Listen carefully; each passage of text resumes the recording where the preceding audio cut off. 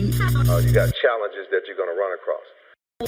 Yeah, so I actually was in the Juneteenth parade the following day. So Chris Cole Day is June 18th, and then June 19th I was in the Juneteenth parade, the City of Atlanta Juneteenth parade.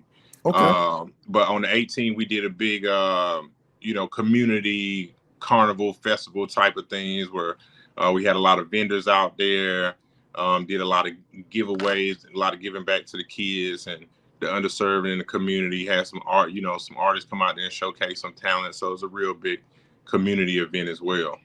Okay.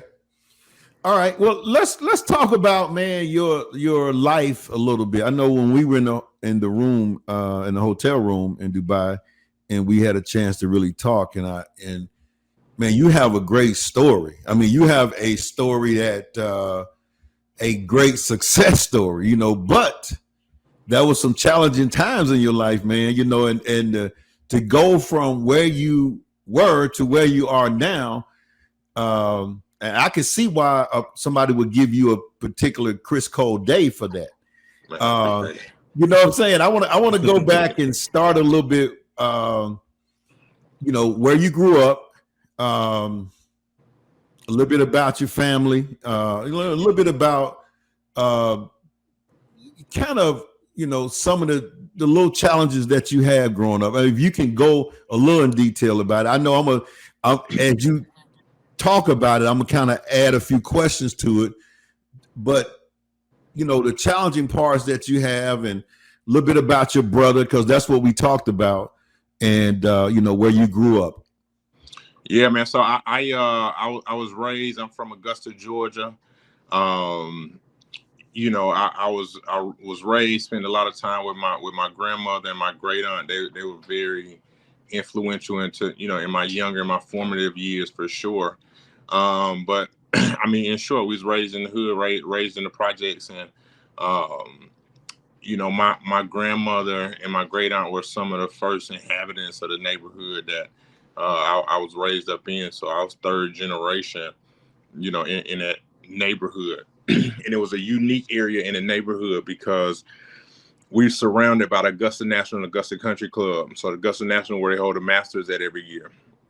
So all of the men in the neighborhood, they typically were caddies at the Augusta National and Augusta Country Club. And then the women in the neighborhood, they went in and worked for the wealthy white folks who stayed on the other side of the neighborhood, cleaning, cooking, raising the kids, etc.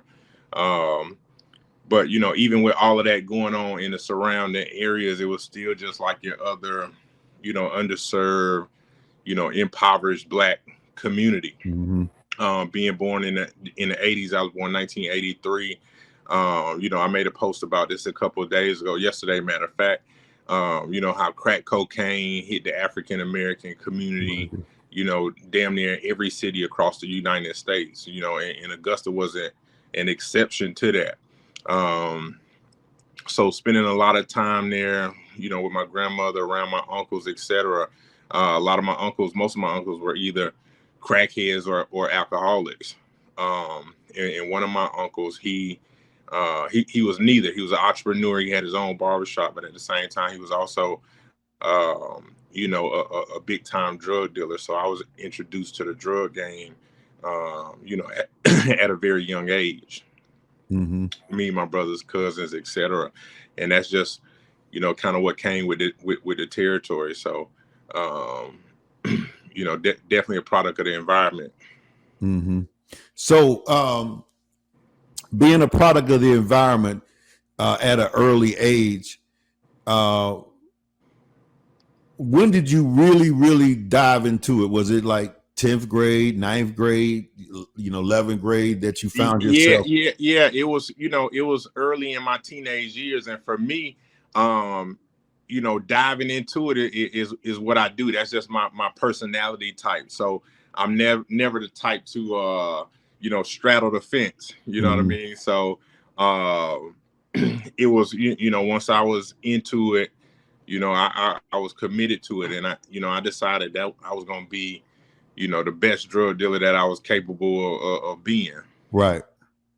Now, was that your own? Because when I think about it, it kind of reminds me, and I don't know if it went this way or was it the opposite of remember what's the TV show where he brought his uncle into the game more than anything. Oh, yeah, I know what you're talking about. I can't think of the name right off the tip of my tongue. The guy from the UK. I can't think of the name of the show right now. Snowfall. Snowfall, right? Yeah.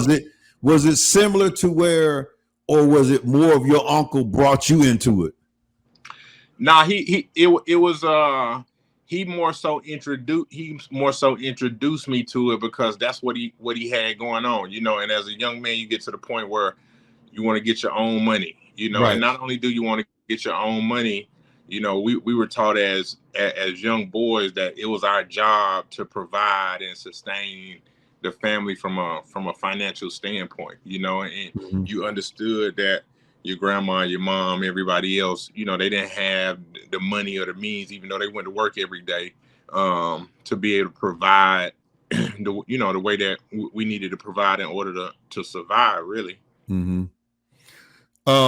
And your brother, were you and your brother like a few years apart? Make sure that you like and subscribe and hit the all button and all that kind of stuff, because we're going to have a lot of good interviews on this podcast.